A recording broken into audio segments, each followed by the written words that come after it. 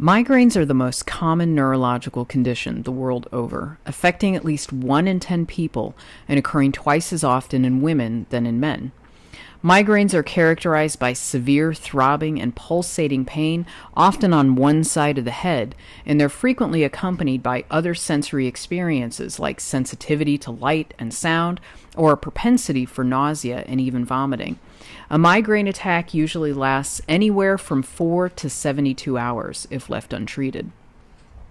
The prevalence rates of migraine in autism and ADHD probably won't come as a huge shock to the neurodivergent community because we live this experience daily, but close to 30% of people with ADHD and more than 40% of people on the autism spectrum experience migraines in their lifetime. This rate is even higher for those with Ehlers-Danlos at more than 80%. What's more, even compared to non-EDS migraine sufferers, zebras with migraine are significantly more likely to have it at an early age of onset, more symptomatic migraines days per month, more frequent accompanying symptoms, and poorer overall quality of life as a result of the migraines, all of which indicates that migraine sufferers with EDS-HSD experience a more severe headache syndrome. Given the prevalence of migraine in the general population at more than 10%, the underlying causes of migraines are undoubtedly heterogeneous or highly variable. But there are a few rare familially inherited forms of migraine where we do know the genes that are mutated. One type, known as familial hemiplegic migraine, or FHM1, this type is linked with mutations in the CACNA1A gene, which codes for a component of calcium channels that are really important for neuron signaling.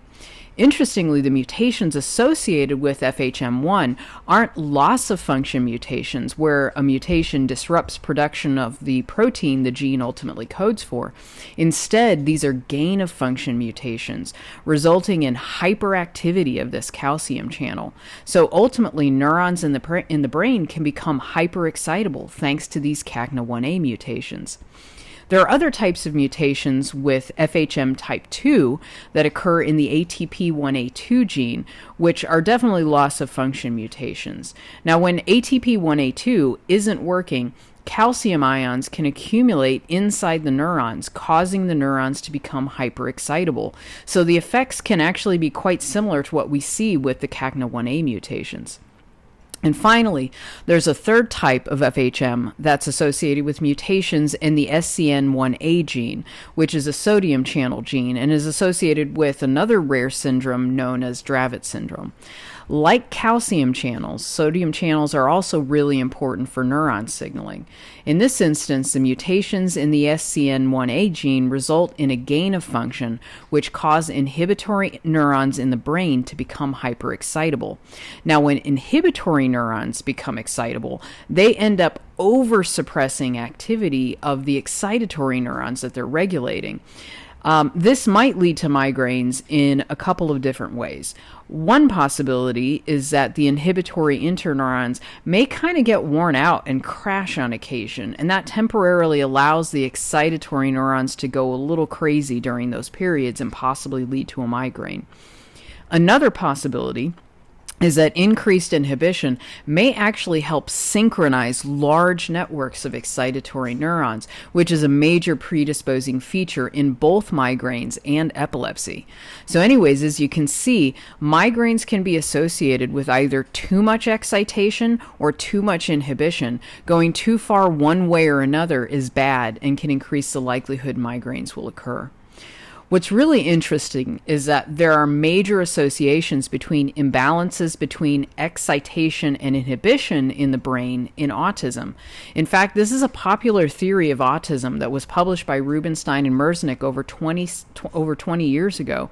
This same excitatory-inhibitory imbalance may predispose towards autism, migraines, and even epilepsy, tying links between these three conditions that frequently co-occur.